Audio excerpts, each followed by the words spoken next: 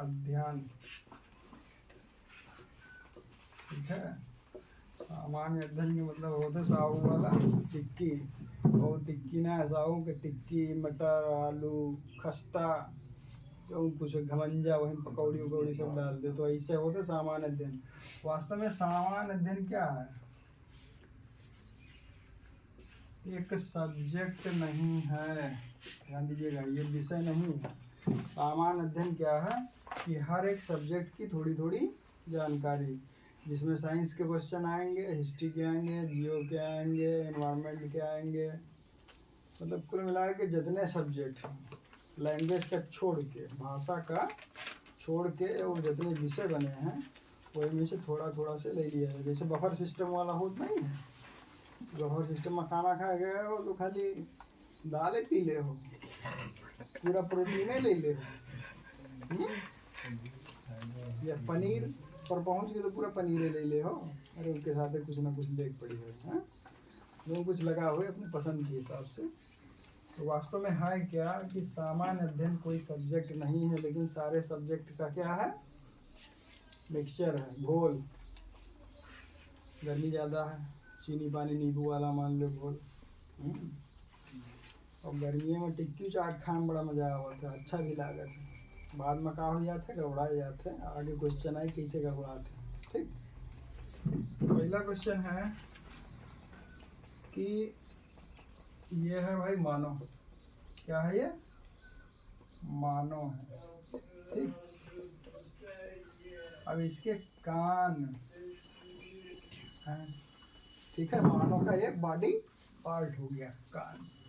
सवाल है कि मानव का कान या मनुष्य का कान किस आवृत्ति की ध्वनि को सुन सकता है, ठीक। इसमें दिया गया है 20,000 चक्र पर सेकेंड, 15,000 चक्र पर सेकेंड, 12,000 चक्र पर सेकेंड, 10,000 चक्र पर सेकेंड। डीजे सुने हो, डीजे, ये वास्तव में जो ध्वनि का मात्रक है वो है डेसिबल। क्या है, डेसिबल, ध्यान दीजिए, डेसिबल ध्वनि का मात्रक है, ठीक है। ध्वनि का मात्रक है, जैसे लंबाई हम नापते हैं किसमें, किलोमीटर में, और कपड़े को मीटर में नापते हैं। तो डीजे में जो 45 डेसिबल की ध्वनि होती है, किसकी, 45 की, बहुत ही मधुर होती है, बहुत अच्छा लगता है सुनने में, ठीक। और 45 से जैसे ज़्यादा होएगा तो का लागे लागत है, कौवा वाली ध्वनि लागे लागत, और 45 तक है तब कोयल वाली ध्वनि लगती है। खैर यहाँ हमने ये इतना अलग बता दिया। तो सवाल है कि मनुष्य के कान यानी हम सब किस आवृत्ति की ध्वनि को सुन सकते हैं, ठीक। इसमें है 20 हर्ट्ज से 20,000 हर्ट्ज तक, ठीक। इतने की क्षमता है हमें सुनने में, यानी मनुष्य क्या है कि 20 हर्ट्ज से 20,000 हर्ट्ज तक के बीच की ध्वनि को सुन सकता है। अब अगर इससे कम होगा तब का हुई, गड़बड़ हुई, हम सुनना पड़ेगा। और अगर 20,000 से क्या हो गया, ज़्यादा हो गया, तब भी हम क्या करेंगे, सुन नहीं पाएंगे, ठीक है। इतना समझ में आ गया। यार हम तो सुन लिए, लेकिन संसार में, पृथ्वी पर बहुत सारे लोग रहते हैं, हम ऐसे कुछ जानवर हैं, पशु पक्षी हैं, वो भी सुनेंगे, उनकी भी तो अपनी कुछ ना कुछ भाषा होती है, अपनी भाषा में वो संचार करते हैं, या कम्युनिकेशन करते हैं। 20,000 हर्ट्ज से कम की ध्वनि को अश्रव्य कहा जाता है। इससे कम की ध्वनि, इसका नाम निकल गया, क्या निकल गया, अश्रव्य कहा जाता है। और 20,000 से अधिक की ध्वनि को पराश्रव्य कहा जाता है। क्या कहा जाता है, पराश्रव्य कहा जाता है। तो हम क्या सुनते हैं, अश्रव्य से प्राश्रव्य के बीच की ध्वनि को हम सुन लेते हैं। इतना समझ में आ गया? 20,000 से अधिक की ध्वनि को कौन सुनेगा? बताओ भाई, यदि आपको जानकारी है तो बता दीजिए, नहीं है तो कोई बात नहीं। ये एक चित्र है,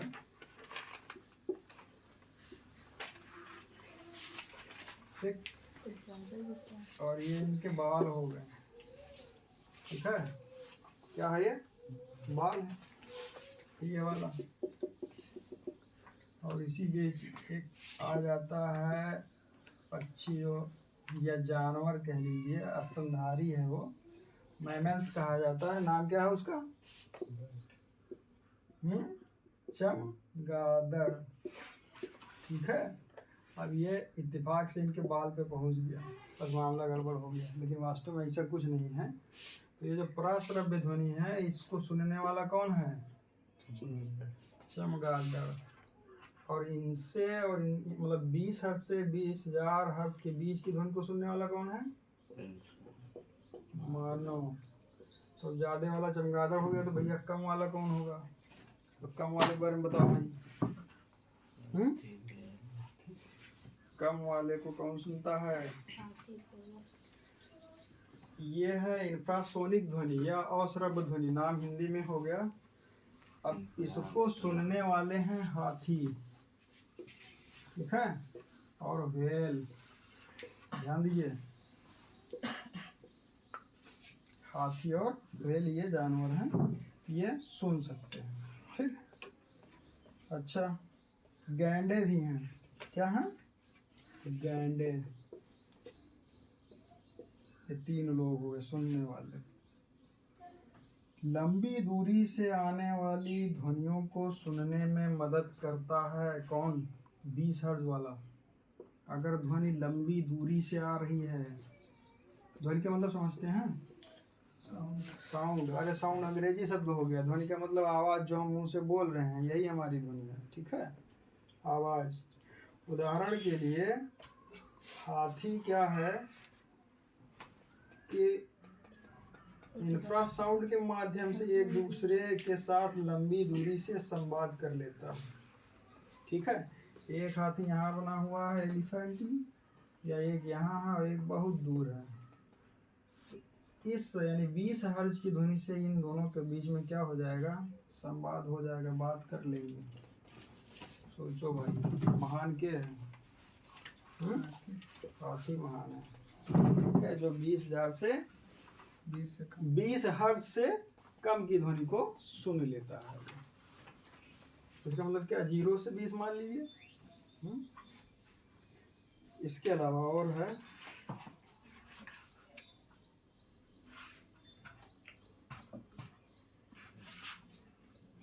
अब ये जितने भी जानवर हैं, ठीक है, ज्वालामुखी या भूकंप, ज्वालामुखी या भूकंप। अब यार ये ज्वालामुखी और भूकंप कहाँ का है? भूगोल का है। सवाल कहाँ का है? भूगोल का। अगर आने वाला है तो ये 3 के तीनों जानवर ये सब क्या बहुत ही आसानी से समझ जाएंगे केवल ध्वनि से, और सुरक्षित स्थानों पर चले जाते हैं। कौन? हाथी, व्हेल, गैंडे। यानी हमको इनसे पहले पता चल जाता है कि ज्वालामुखी और भूकंप आने वाला है, ठीक है। ये एक सवाल क्यों हुआ भाई? अब और एक सवाल में कितने बने? क्वेश्चन नोट करो।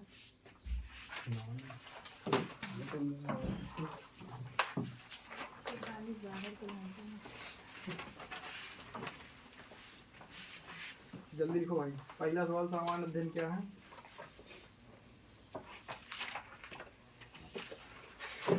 पहला क्वेश्चन, सामान्य अध्ययन क्या है?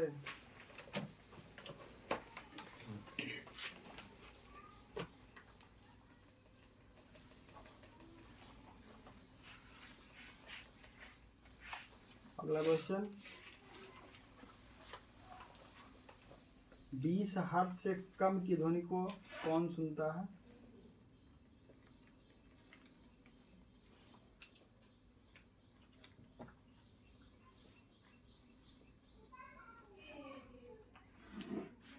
अगला, मनुष्य के कान किस आवृत्ति की ध्वनि को सुन सकते हैं?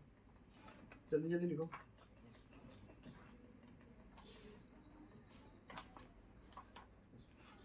अगला, 20,000 हर्ट्ज से अधिक की ध्वनि को कौन सुनता है?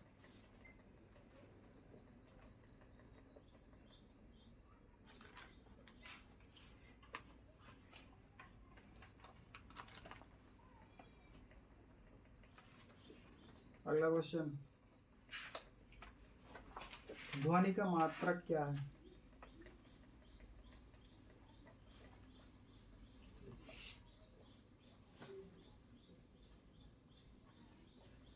ध्वनि का मात्रक क्या है? ठीक है, तो जीएस या सामान्य अध्ययन, ज्वालामुखी, भूकंप विषय है किसके? टॉपिक किसके हैं? भूगोल के हैं। इसके अलावा ध्वनि किससे संबंधित है? साइंस या विज्ञान से संबंधित है।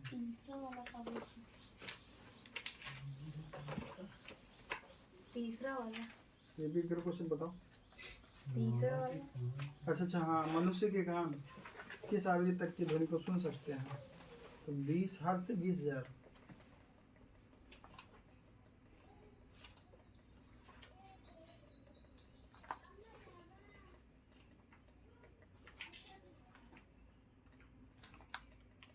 बीस हर्ट्ज से कितना?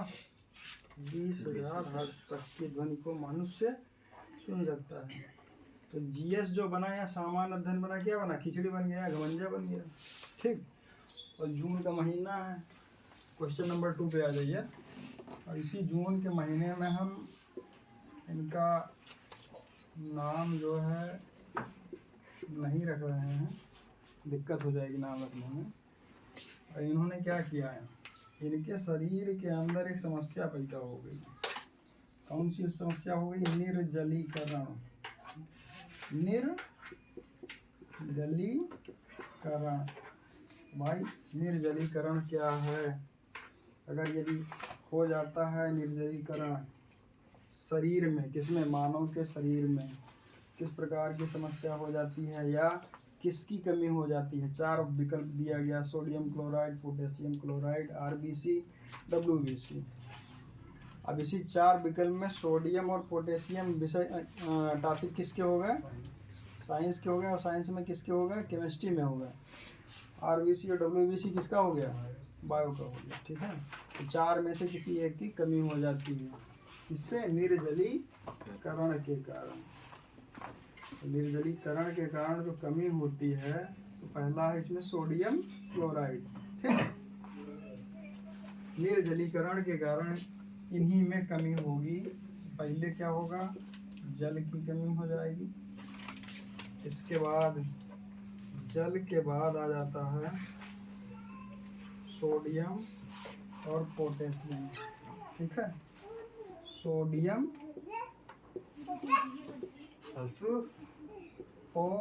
पोटेशियम। ठीक, ये 3 चीज़ों की कमी हो जाती है। ठीक है, सोडियम की कमी के कारण, सोडियम की कमी के कारण प्यास ज़्यादा लगती है। डॉक्टर साहब क्या करेंगे? अब निर्जलीकरण हो गया है भैया, तो डॉक्टर साहब क्या करेंगे? बोतल टांगने वाला है, एक बोतल लगा देंगे आरियल। क्या लगा देंगे? आरियल। और यहाँ ये निर्जलीकरण से पीड़ित व्यक्ति है, बस उसकी प्यास धीरे धीरे क्या हो जाएगी? कम हो जाएगी। और जितना ज़्यादा सोडियम कम होगा, प्यास उतनी ज़्यादा बढ़ती चली जाएगी। क्वेश्चन नोट करो।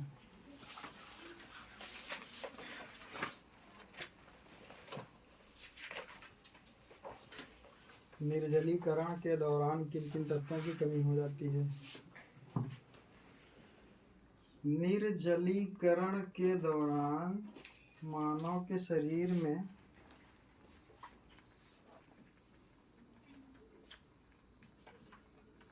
किन किन तत्वों की कमी हो जाती है?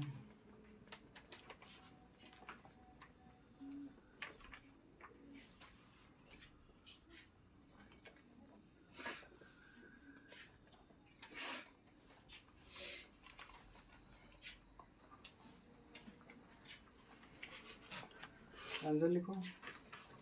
जल की कमी हो जाती है। अगला,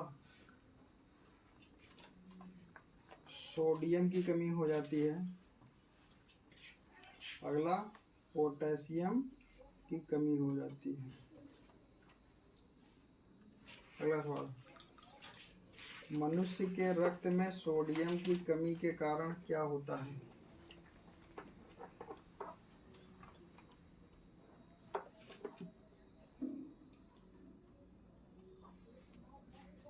सोडियम की कमी के कारण या सोडियम के कारण?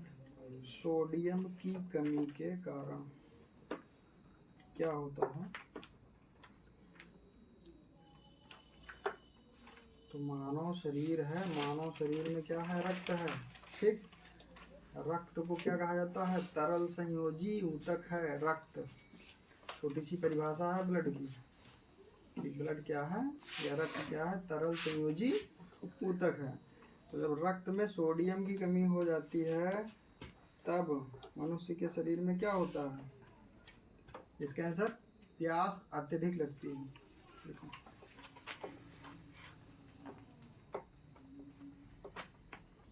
प्यास अत्यधिक लगती है।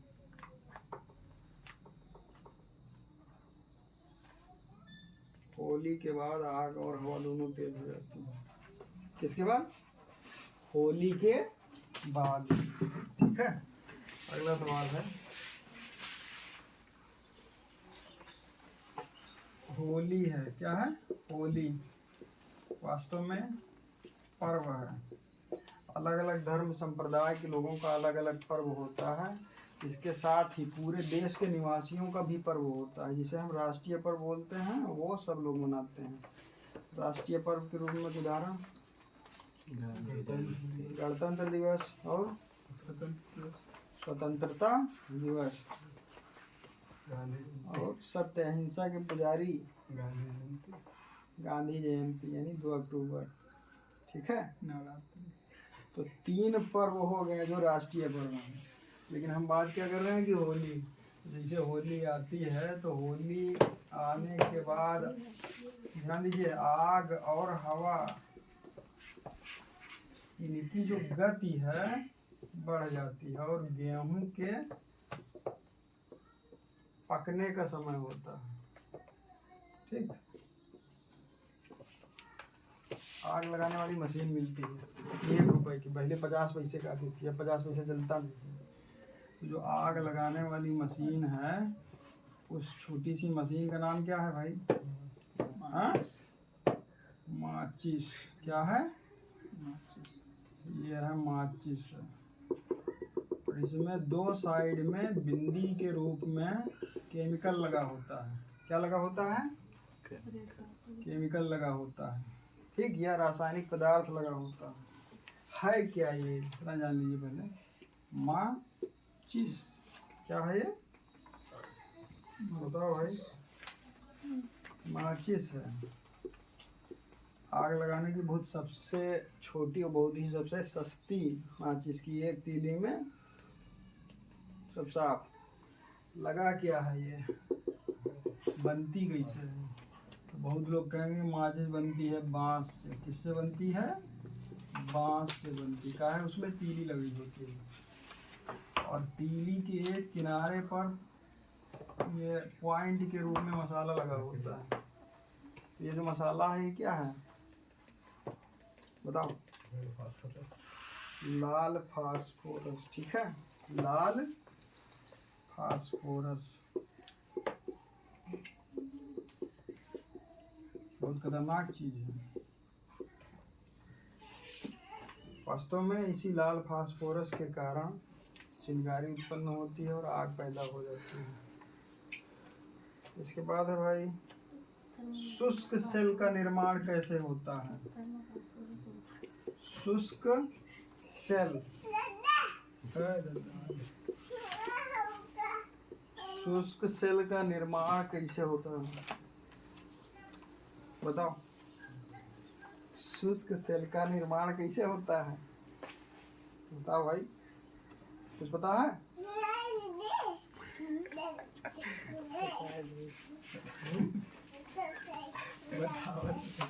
मैग्नीज डाइऑक्साइड, किससे? Manganese dioxide plus ammonium chloride plus ammonium chloride, ठीक है। इन दो चीजों से शुष्क सेल का निर्माण होता है। कैसे सेल का?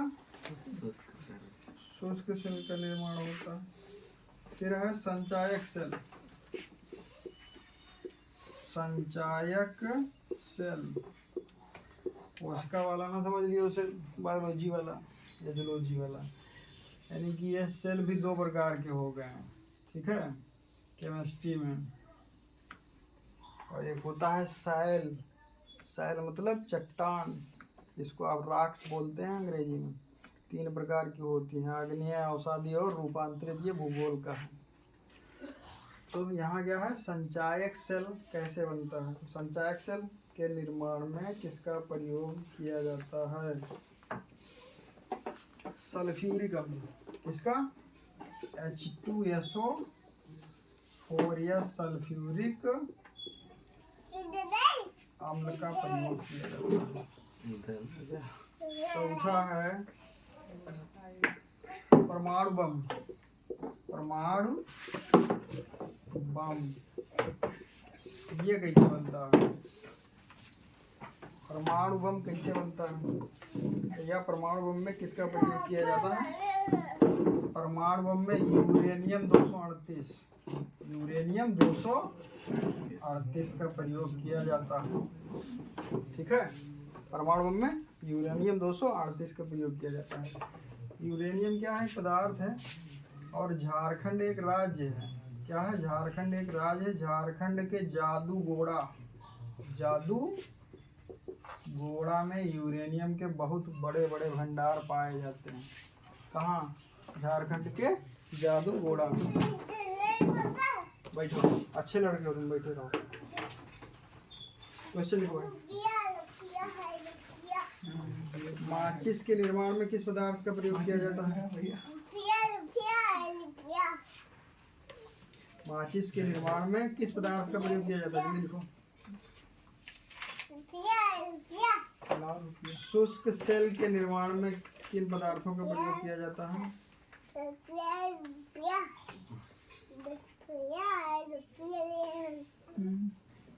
आ जाओ।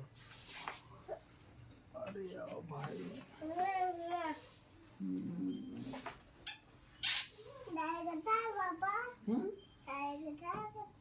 दाढ़ी कटा है?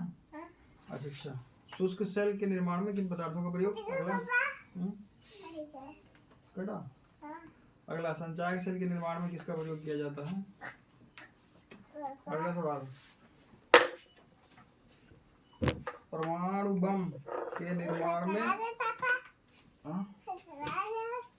परमाणु बम के निर्माण में किसका प्रयोग किया जाता है? तो यूरेनियम 238।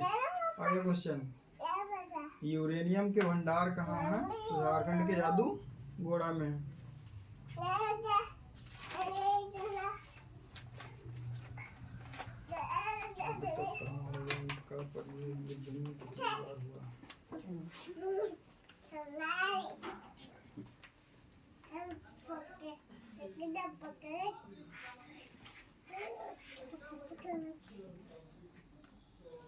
इसी में थोड़ा सा बढ़ा लीजिए। 6 अगस्त सन 1945, ठीक है। 6 अगस्त सन 1945 और 9 अगस्त सन 1945 को द्वितीय विश्व युद्ध के दौरान, जो 1939 से 1945 तक चला, विश्व में 2 बार परमाणु बम का प्रयोग किया गया, ठीक है। विश्व में 2 बार परमाणु बम का प्रयोग किया गया। कब किया गया? दूसरे विश्व युद्ध में। ठीक है, किसने किया भाई? अमेरिका ने किया। किसके ऊपर किया? जापान के ऊपर किया। ठीक है, और 2 परमाणु बम कौन कौन से थे? एक था लिटिल बॉय, लिटिल बॉय, और एक दूसरा था फैट मैन। चलो लगाओ। तो अमेरिका ने जापान के ऊपर द्वितीय विश्व युद्ध के दौरान किया। कब किया? 6 अगस्त सन 1945 को और 9 अगस्त सन 1945 को।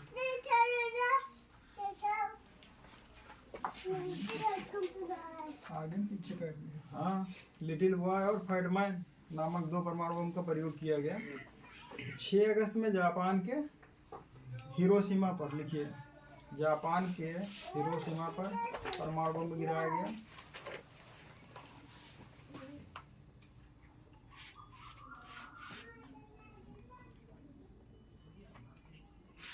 और 9 अगस्त सन 1945 को जापान के नागासाकी पर, जापान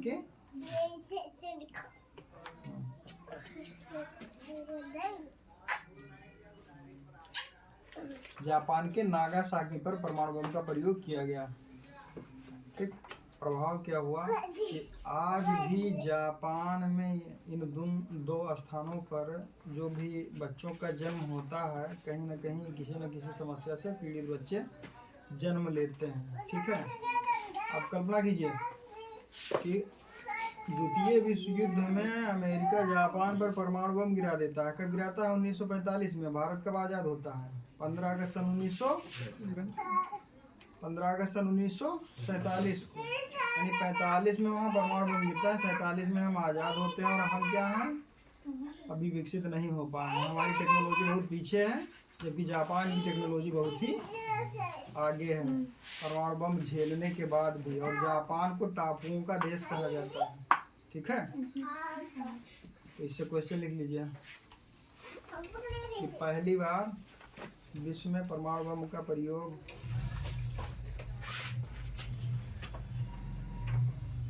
कब हुआ? अगला क्वेश्चन, उन 2 परमाणु बम के नाम बता दीजिए इनका प्रयोग हुआ। तो लिटिल बॉय और फैटमैन।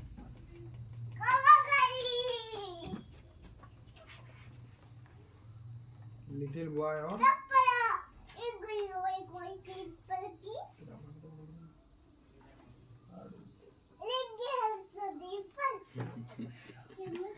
अगला क्वेश्चन, किस देश ने किस देश के ऊपर परमाणु बम का प्रयोग किया?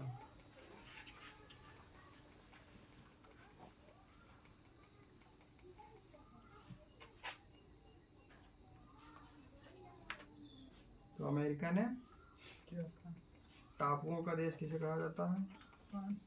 क्वेश्चन, टापुओं का देश किसे कहा जाता है? अगला क्वेश्चन,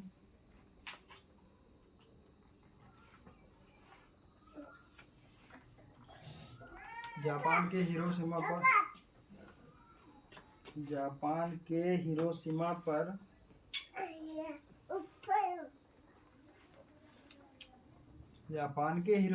परमाणु बम का प्रयोग कब किया गया?